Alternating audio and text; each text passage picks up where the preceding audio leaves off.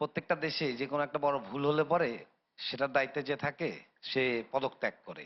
বাংলাদেশ ব্যাংকের গভর্নর এরকম কিছুই করে নাই। উনি যে নির্লজ্জ বেহাইয়া উনি প্রমাণ দিয়ে দিছে। সো ওনার ব্যাপারে কথা বলার কিছু নাই। আপনার প্রশ্ন জিতু ভাইয়ের কাছে আমার প্রশ্ন, জিতু ভাই বাংলাদেশ ফান্ডের 5,000 কোটি টাকা, প্রণোদনা ফান্ডের 900 কোটি টাকা, যেটা নিয়ে হাফিজ ভাই একেবারে জান দিয়ে ফেলছে ওনার সময়টায়। এখন যে মার্চেন্ট ব্যাংকের বসে ওনার মুখে কোনো কথাও নেই এটা নিয়ে। মিউচুয়াল ফান্ডগুলোর হাজার হাজার কোটি টাকা, বেসমেন্টের হাজার হাজার কোটি টাকা, এই যে টাকাগুলো এগুলো তো সৎ ব্যবহার হয় নাই, ফান্ডগুলোর গোছানো হয় নাই। তা আমার বাংলাদেশ ব্যাংক ঠিক আছে, ব্যাংকগুলোরে একটা লিমিটেশন নিয়ে আসতেছে, ওনারা যেটা এক্সেস বিনিয়োগ করছে ওইটা একটা ইয়ের মধ্যে সীমার মধ্যে নিয়ে আসবে, ভালো। তো আমার পুঁজি বাজার, আমাদের 33 লক্ষ বিনিয়োগকারীর পুঁজি বাজার ফান্ড পাবে কোথা থেকে? উনি এই ফান্ডগুলোর ব্যবস্থা করে তো এটা করতে পারতো। বাংলাদেশ ব্যাংকের তো ইন্টারনাল কাজ হচ্ছে গিয়ে অন্তর্মহলে ওনারা কাজ করবে, ব্যাংকগুলোকে চিঠি দেবে, জরিমানা করবে, ওনারা করবে। এটা তো ঢালাও করে বিনিয়োগকারীদের মাঝে বোঝানোর কিছু নাই।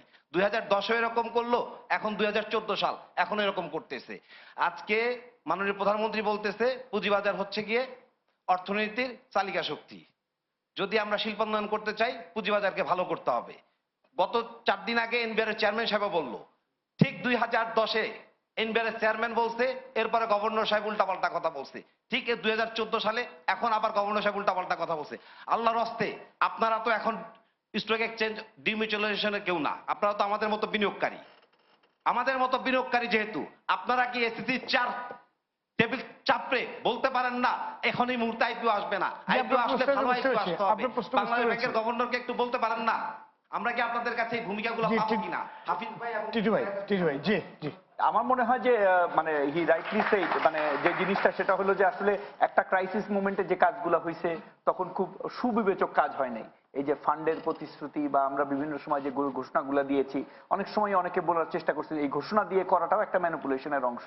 বাট একটা ক্রাইসিস মোমেন্টে মানুষ মনে করছে এটা করলেই হয়তো কিছু একটা ঠেকা দেওয়া যাবে বা উপকার হবে। দেখেন বেসিক আমি কয়েকটা জিনিস বলি, আমরা কিন্তু পুঁজিবাজারে আসছি বিনিয়োগ করতে, এটা কিন্তু আন্দোলনের জায়গা না, এটা আমি সবসময়ই বলি।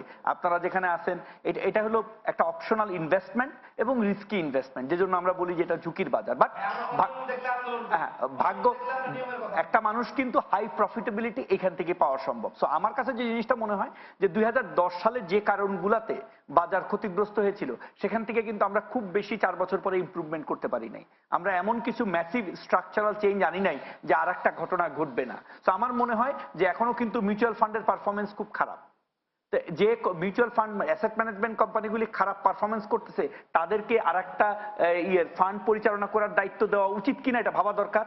যে মার্চেন্ট ব্যাংকগুলির পারফরমেন্স খারাপ, আপনারা বলছেন যে আইপিও হাইটা হাইটা আসে নাই, আইপিও কোনো ইস্যু ম্যানেজার দ্বারা আনা হয়েছে, যাদের পারফরমেন্স খারাপ তারটাকে আরেকবার দেওয়া উচিত নাকি এটা ভেবে দেখার সময়। এবং সর্বোপরি এই 33 লক্ষ আমি শুনতে চাই না। আমি বাজারের পার্টিসিপেন্ট হিসেবে আমি মনে করি যে আমাদের যেটা মূল কাজ হওয়া উচিত যে এই 33 লক্ষ থেকে 50 লক্ষে নেওয়া। এখন 15 কোটি দেশের মানুষের 50 লক্ষ অ্যাকাউন্ট খুব একটা বড় কোনোই না, কিন্তু এই 33 লক্ষ শুনতেছি গত 4 বছর ধরে উল্টা কমতেছে। তো যতক্ষণ আমি বলি যতক্ষণ পর্যন্ত গভর্নর সাহেবের সাথে এটার কোনো সম্পর্ক নাই, উইথ অল ডিউ রেসপেক্ট, এটা আমাদের সম্পর্ক। আমি বলি নো, গভর্নর সাহেবের সাথে এটার কোনো সম্পর্ক নাই। আপনারা হয়তো আপসেট সেটা অন্য কারণে, বাট আমি মনে করি এটা হলে আমাদেরকে এখন যেহেতু Dhaka stock exchange, Chittagong stock exchange demutualise, এখন নতুন ডিমিউচুয়ালাইজ এক্সচেঞ্জের মার্কেটিং করতে হবে, নতুন ভাবে বিনিয়োগকারী আমাদেরকে টার্গেট নিতে হবে যে 2014 সালে আমরা 4 মিলিয়ন, 2015 সালে আমরা 5 মিলিয়ন বিনিয়োগকারী করব। তার জন্য আমরা ফিক্সড ইনকাম আনবো, ডেরিভেটিভ আনবো, নতুন নতুন প্রোডাক্ট আনবো, যাতে বাকি বিনিয়োগকারীকেও আমার এই মার্কেটের নেটে আনতে পারি। তাহলেই আপনি যে 33 লক্ষ ক্ষতিগ্রস্ত ছিলেন, নতুন টাকা আসলেই আপনি রিলিফ পাবেন। বাট এই যে ঠেইলে আরেকজনকে দিয়ে কেনাইয়া ফান্ড দিয়ে ঠেকনা দিয়ে আসলে বাজারকে ভালো করার কোনো সুযোগ নাই।